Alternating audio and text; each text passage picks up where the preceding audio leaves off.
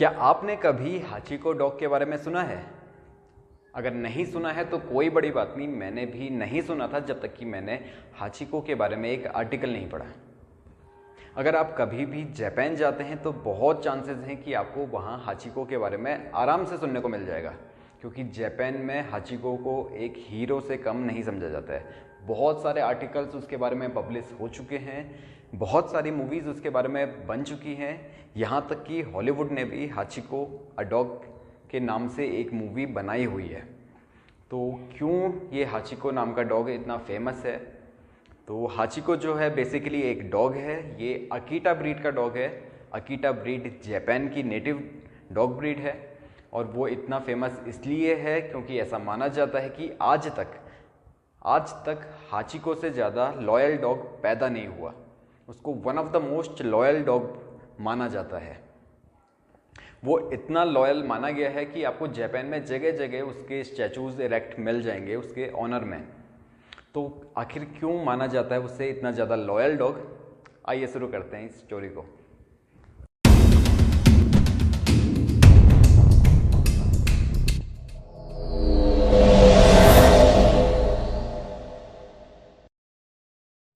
एक छोटा सा कुछ हफ्तों का पपी टोक्यो के शिबुया रेलवे स्टेशन में गुम हो जाता है, न जाने कहाँ से आकर।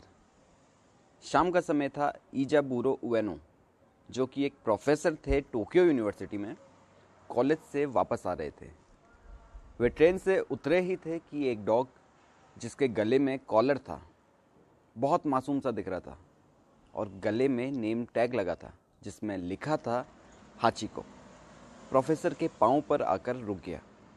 बहुत ही प्यार भरी आंखों से वो प्रोफेसर को देख रहा था। प्रोफेसर ने हाचिको को उठाया और रेलवे स्टेशन में इंक्वायर किया कि ये डॉग किसका है। जब किसी ने हाचिको को क्लेम नहीं किया तो प्रोफेसर उसे अपने साथ लेकर घर चले गए। प्रोफेसर हाचिको को बहुत अच्छा मानते थे, अपने बेटे की तरह, और कॉलेज से आने के बाद अपना ज़्यादातर टाइम हाचिको को देते थे। जैसे जैसे हाची कुछ बड़ा होने लगा, वो प्रोफेसर के पीछे पीछे रेलवे स्टेशन तक आने लगा उन्हें छोड़ने के लिए। और भले ही गेट बंद क्यों ना हो, वो अपने दिमाग का यूज़ करके जैसे तैसे प्रोफेसर को छोड़ने रेलवे स्टेशन आ ही जाता था।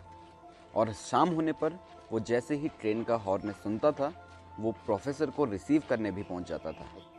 और अब एक उसका नियम बन गया था, मॉर्निंग 9 बजे प्रोफेसर को रेलवे स्टेशन में ट्रेन तक छोड़कर आने का और शाम को 5 बजे रिसीव करने के लिए जाने का। वहाँ के लोग, दुकान वाले, सभी प्रोफेसर और हाची को पहचानने लगे थे। वे सभी बहुत खुश भी होते थे और हैरान भी होते थे इस यूनिक बॉन्ड को देखकर। हाची का एक नियम था, वो घर से ट्रेन का हॉर्न सुन लेता था और सीधा रेलवे स्टेशन भाग जाया करता था और प्लेटफॉर्म में जाके वेट किया करता था, और तब तक वेट किया करता था जब तक वो प्रोफेसर को ट्रेन से उतरता हुआ न देख ले। ये वही रेलवे स्टेशन था जहाँ पर पहली बार प्रोफेसर हाचिको से मिले थे। सब अच्छा जा रहा था।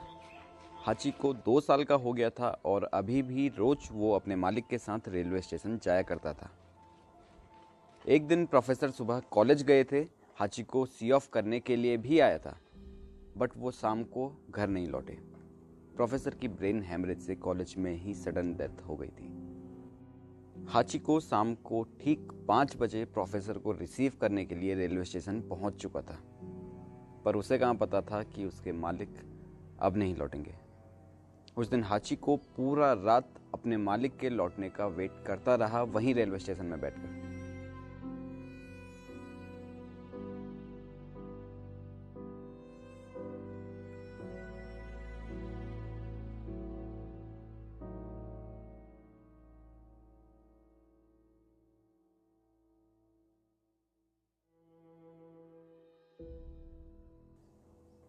ऐसा ही कई दिनों तक चलता रहा। प्रोफेसर की फैमिली ने किन्हीं निजी वजहों से घर चेंज कर लिया था। अब उनका घर उस रेलवे स्टेशन से कई मीलों दूर था। हाची का उस घर में मन नहीं लगा। उसने खाना छोड़ दिया और एक दिन मौका लगते ही वो घर से भाग गया और पहुंच गया सीधा उसी जगह पे जहां वो प्रोफेसर को पहली बार मिला था, यानी कि उसी रेलवे स्टेशन में।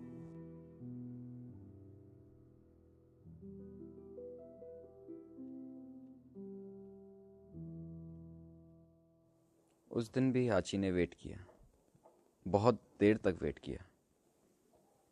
जब काफ़ी समय बीत गया और प्रोफेसर नहीं आए तो वो वहाँ से थक के सोने के लिए चले गया।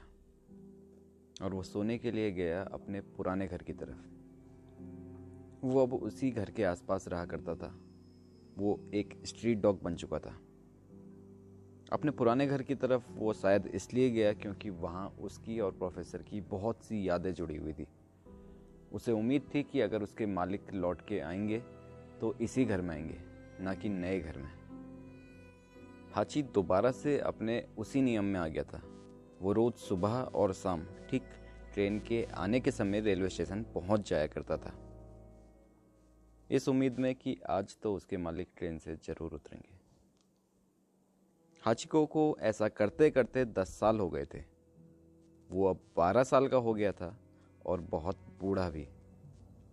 उसके बारे में पूरे जापान को तब पता चल गया जब एक लोकल रिपोर्टर ने उसकी इस वफादारी पर न्यूज़ में आर्टिकल छाप दिया। हाचिको अब एक स्टार बन चुका था। उसके नाम का एक ब्रॉन्ज स्टैचू भी बनाया गया उसी जगह पर जहाँ पर बैठकर वो अपने मालिक का वेट किया करता था। और उसके बाद न जाने कितने सारे स्टैचूज और बनाए गए। बहुत सारे लोग दुनिया भर से उसे देखने के लिए वहाँ आया करते थे। अपने अंतिम समय में जब वो मरने वाला था, डॉक्टर्स को पता चल जाता है मरने से कुछ पहले कि अब कुछ ही देर में वो मरने वाले हैं, तो हाचिको ने पता है क्या किया? वो अपने मरते टाइम भी रेलवे स्टेशन पर ही चले गया और उसने वहीं अपने प्राण छोड़े। वहाँ जहाँ वो पहली बार प्रोफेसर को मिला था, जहाँ वो प्रोफेसर को रिसीव करने का वेट किया करता था। शायद इसलिए कि क्या पता आखिरी समय में अपने मालिक को वो एक बार देख सके।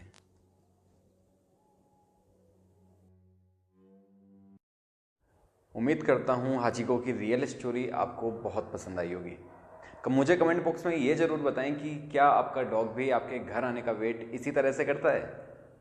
वीडियो को देखने के लिए बहुत बहुत धन्यवाद। अगर आपको ये वीडियो पसंद आए तो प्लीज़ इसे अपने फ्रेंड्स के साथ भी ज़रूर शेयर कीजिए। Thank you.